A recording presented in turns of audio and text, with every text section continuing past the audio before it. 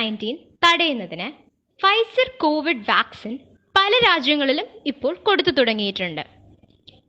വാക്സിനെ കുറിച്ചുള്ള സംശയങ്ങൾ ധാരാളം പേർക്കുണ്ട്.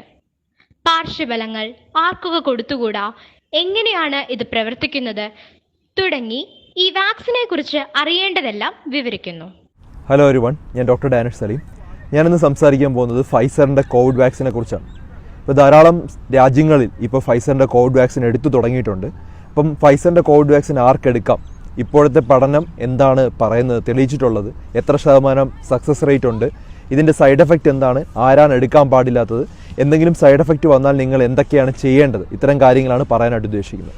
അപ്പോൾ ആദ്യമായിട്ട് ഫൈസർ എന്നുള്ളൊരു വാക്സിൻ അതിന് വേറൊരു കമ്പനിയായിട്ടുള്ള BioNTech എന്നുള്ള കമ്പനിയുമായി ചേർന്നിട്ട് BNT162b2 എന്നുള്ളൊരു വാക്സിനാണ് ഇറക്കിയിരിക്കുന്നത്. അപ്പം നിങ്ങൾ രണ്ടാമത്തെ ഡോസ് എടുക്കാൻ പോകുമ്പോൾ ഫൈസർ എന്നുള്ള കമ്പനിയിൽ നിന്നാണോ എന്നുള്ള ഉറപ്പ് വരുത്തണം. അല്ലെങ്കിൽ BNT162b2 എന്ന് ആ വാക്സിൻ്റെ പുറകിൽ എഴുതിയിട്ടുണ്ടോ എന്നുള്ളത് ചെക്ക് ചെയ്യണം. കാരണം ഒരേ ഡോസ് വേണം, അല്ലെങ്കിൽ ഒരേ ഇഞ്ചക്ഷൻ വേണം നമ്മൾ വീണ്ടും എടുക്കാൻ, അതറിഞ്ഞിരിക്കുക.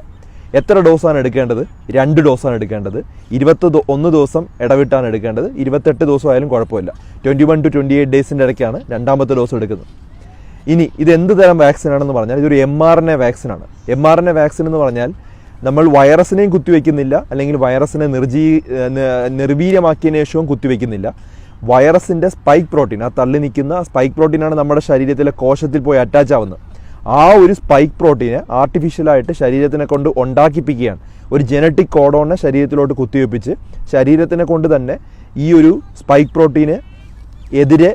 പ്രോട്ടീനെ ആദ്യം ഉണ്ടാക്കും. ഈ സ്പൈക്ക് പ്രോട്ടീന് എതിരെയുള്ള ആൻറ്റിബോഡി നമ്മുടെ ശരീരത്തിനെ കൊണ്ട് ഉണ്ടാക്കിപ്പിച്ച് ശരീരത്തിനെ കൊണ്ട് കൊറോണ വൈറസിനെതിരെ പ്രതിരോധശക്തി ഉണ്ടാക്കുന്ന രീതിയാണ് ഈ mRNA ടെക്നോളജി. ഇതൊരു പുതിയ നൂതന ടെക്നോളജിയാണ്. ഇത് ഫൈസറും അതുപോലെ മൊഡേണ എന്നുള്ളൊരു കമ്പനിയുമാണ് ചെയ്തുകൊണ്ടിരുന്നത്. ഫൈസറിൻ്റെ ഏകദേശം 44,000 അടുപ്പിച്ച ആൾക്കാർക്ക് നടത്തിയ പഠന റിപ്പോർട്ട് ഇപ്പോൾ പുറത്തു വന്നു. അതിനകത്ത് ഏകദേശം 95% ഈ വാക്സിൻ എഫക്റ്റീവ് ആണെന്ന് തെളിയിച്ചതിന് ശേഷമാണ് ഇത് എല്ലാ രാജ്യങ്ങളിലും ഇപ്പോൾ കൊടുത്തു തുടങ്ങിയത്. Britain, Canada, Saudi, Mexico, Bahrain, Dubai ഇതുപോലുള്ള എല്ലാ രാജ്യങ്ങളിലും ഇപ്പോൾ ഫൈസറിൻ്റെ വാക്സിൻ എത്തിക്കഴിഞ്ഞു. ഇപ്പോൾ ദുബായിൽ ആക്ച്വലി ഇപ്പം കൊടുത്തു തുടങ്ങിക്കഴിഞ്ഞു. 2 ദിവസം മുമ്പ് ഡിസംബർ 23-ാം തീയതി തന്നെ അത് സ്റ്റാർട്ട് ചെയ്ത് കഴിഞ്ഞു. അപ്പോൾ ഈ വാക്സിൻ എടുക്കാൻ എന്താണ് ദുബായിൽ ചെയ്യേണ്ടതെന്ന് പറഞ്ഞു കഴിഞ്ഞാൽ സാധാരണ നമ്പറുണ്ട്, 800-342 എന്നുള്ള നമ്പറിൽ വിളിച്ച് ബുക്ക് ചെയ്യാം. ഓരോ രാജ്യങ്ങളും അങ്ങനെ ബുക്ക് ചെയ്യേണ്ട നമ്പേഴ്സ് ഉണ്ട്. അപ്പോൾ നമ്മളിത് ആർക്കാണ് കൂടുതൽ പരിഗണന കൊടുക്കുന്നതെന്ന് പറഞ്ഞാൽ 60 വയസ്സിന് മുകളിലുള്ള ആളുകൾക്കാണ് കൂടുതൽ പരിഗണന. വാക്സിൻ കിട്ടാൻ വേണ്ടി ഏറ്റവും കൂടുതൽ പരിഗണന കിട്ടുന്ന അവർക്കാണ്.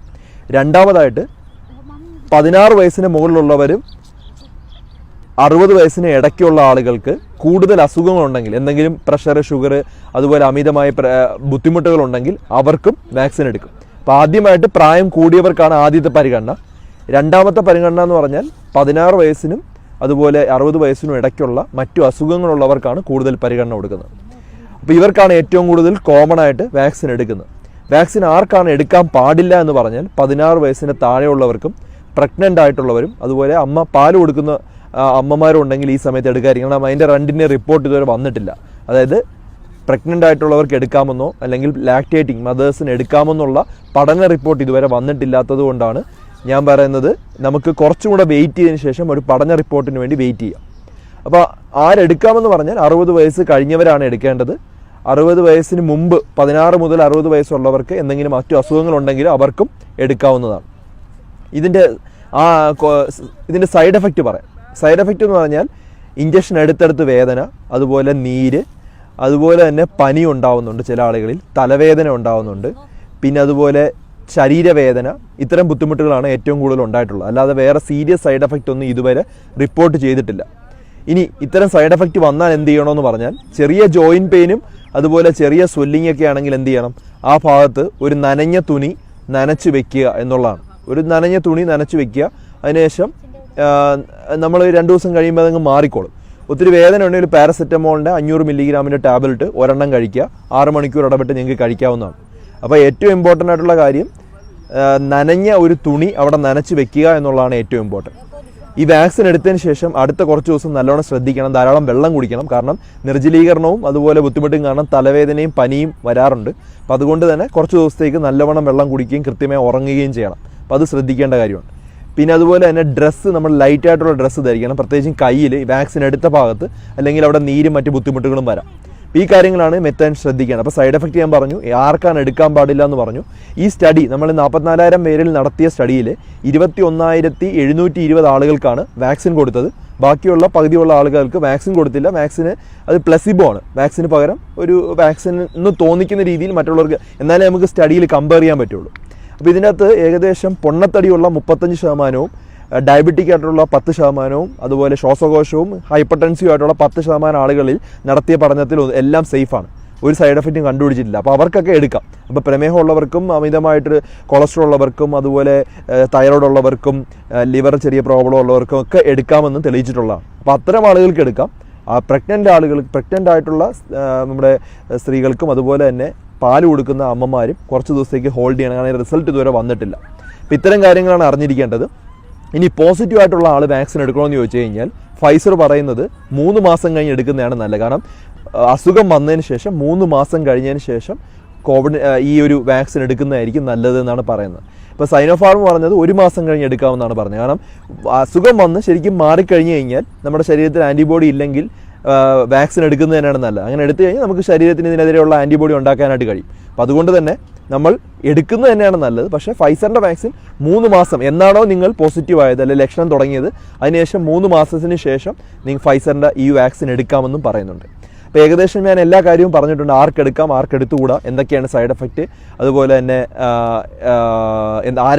എടുക്കാൻ പാടില്ല, അഥവാ എന്തെങ്കിലും സൈഡ് എഫക്റ്റ് വന്നാൽ എന്താണ് ചെയ്യേണ്ടത് എന്നുള്ള കാര്യങ്ങളെല്ലാം പറഞ്ഞു. വാക്സിൻ എടുത്തതിന് ശേഷം ഒരു 30 മിനിറ്റ് നിങ്ങളവിടെ വെയിറ്റ് ചെയ്യണം. എന്തെങ്കിലും ബുദ്ധിമുട്ടുകൾ ഉണ്ടാവുമെന്ന് ചോദിക്കാൻ. മിക്ക ആളുകൾക്ക് അലർജി റിയാക്ഷൻ വന്നിട്ടുണ്ട്, കുറേ ആളുകൾക്ക്. പക്ഷേ അതൊരു ഇഞ്ചക്ഷൻ എടുക്കുമ്പോൾ തന്നെ മാറും, അങ്ങനെ ബുദ്ധിമുട്ട് വരാറില്ല. അപ്പോൾ അതുകൊണ്ട് അങ്ങനെ പേടിക്കേണ്ട ആവശ്യമില്ല. എൻ്റെ കൂട്ടുകാർ ആക്ച്വലി UK പല കൂട്ടുകാരും ഇപ്പോൾ എടുത്തു കഴിഞ്ഞു ഫൈസറിൻ്റെ വാക്സിൻ, അവർക്കൊന്നും ഒരു കുഴപ്പമില്ല. പിന്നെ UK ഏകദേശം 2 സിവിയർ അനാഫൈലറ്റിക് റിയാക്ഷൻ വന്നിട്ടുണ്ട്, അല്ലാതെ അതും മരുന്ന് കൊടുത്ത് മാറ്റിയിട്ടുണ്ട്, അല്ലാതെ മരണം ഉണ്ടാക്കുന്ന തരത്തിലുള്ള ഒരു കോംപ്ലിക്കേഷൻ ഇതുവരെ റിപ്പോർട്ട് ചെയ്തിട്ടില്ല. അപ്പോൾ അതുകൊണ്ട് പേടിക്കേണ്ട ആവശ്യമില്ല. നമുക്ക് എല്ലാവർക്കും വാക്സിൻ എടുക്കാം. വാക്സിൻ എടുത്ത് ഈ കോവിഡിനെതിരെയുള്ള ഒരു നമുക്ക് ആൻറ്റിബോഡി നമ്മുടെ ശരീരം തന്നെ ഉണ്ടാക്കിയെടുത്തു കഴിഞ്ഞാൽ നമുക്ക് ഈ അസുഖത്തിനെതിരെ ഭാവിയിലും ബുദ്ധിമുട്ടുണ്ടാകും. അപ്പം ഭാവിയിൽ നമ്മുടെ ഈ വൈറസ് വന്നാൽ പോലും നമ്മുടെ ശരീരത്തിൽ ഇതിനെതിരെ ആൻറ്റിബോഡി ഉള്ളതുകൊണ്ട് നമുക്ക് ചെറുക്കാനായിട്ട് കഴിയും. ഇപ്പോൾ ഈ വാക്സിൻ എടുത്തു കഴിഞ്ഞാൽ ഉടനെ എന്ത് ചെയ്യണമെന്ന് പറഞ്ഞു കഴിഞ്ഞാൽ ഏകദേശം 30 മിനിറ്റ് നിങ്ങൾ അവിടെ തന്നെ വെയിറ്റ് ചെയ്യണം. കാരണം കുറച്ച് ആളുകൾക്ക് അലർജി ഉണ്ടായിട്ടുണ്ട്. അപ്പോൾ അലർജി ഉണ്ടെങ്കിൽ അതിനെതിരെയുള്ള മരുന്നും കൂടെ എടുത്തിട്ട് വേണം നിങ്ങൾ ഹോസ്പിറ്റലിൽ വിടാൻ. ഇപ്പോൾ വാക്സിൻ എടുത്തതിന് ശേഷം ഉടനെ വീട്ടിലോട്ട് പോകരുത്. 30 മിനിറ്റെങ്കിലും മിനിമം വെയിറ്റ് ചെയ്തതിന് ശേഷം മാത്രമേ പോകാവൂ. പിന്നെ അടുത്തത്, നമ്മൾ വാക്സിൻ എടുത്തതിന് ശേഷം എത്ര ദിവസം കഴിഞ്ഞതിന് ശേഷമാണ് നമുക്ക് പ്രതിരോധ ശക്തി വരുമെന്ന് പറഞ്ഞു കഴിഞ്ഞാൽ, നമ്മുടെ 2ാമത്തെ ഡോസ് കഴിഞ്ഞ് 14 ദിവസം കഴിഞ്ഞ് കഴിഞ്ഞാൽ നമ്മുടെ ആൻറ്റിബോഡി ഉണ്ടാകാനായിട്ട് തുടങ്ങും. കറക്റ്റായിട്ട് പറയണമെങ്കിൽ നമുക്ക് 2ാമത്തെ ഡോസ് കഴിഞ്ഞതിന് ശേഷം 28 ദിവസം കഴിഞ്ഞതിന് ശേഷമാണ് നമ്മുടെ ശരീരത്തിൽ ഈ കോവിഡിനെതിരെയുള്ള ആൻറ്റിബോഡി ഉണ്ടാവും. അപ്പോൾ അതുകൊണ്ട് തന്നെ നമ്മൾ ഉടനെ പ്രൊട്ടക്റ്റഡ് ആവുമെന്ന് ഒരിക്കലും കരുതരുത്. 2 ആഴ്ച കഴിഞ്ഞതിന് ശേഷമേ ആൻറ്റിബോഡി തുടങ്ങുകയുള്ളൂ. 28 ദിവസം കഴിയുമ്പോഴാണ് ആൻറ്റിബോഡി നല്ലവണ്ണം ഫോം ചെയ്യുന്നത്. എനിക്ക് എല്ലാവർക്കും വ്യക്തമായി മനസ്സിലായെന്ന് കരുതുന്നു. ഫൈസറിൻ്റെ വാക്സിനെ കുറിച്ചാണ് നമ്മളിന്ന് സംസാരിച്ചത്. ഇത് മറ്റുള്ളവർക്കായി ഷെയർ ചെയ്ത് കൊടുക്കുക. മറ്റൊരു ടോപ്പിക്കുമായി ഡോക്ടർ ഡി ബെറ്റർ ലൈഫ് ഉടനെ വരുന്നതായിരിക്കും. Take care everyone.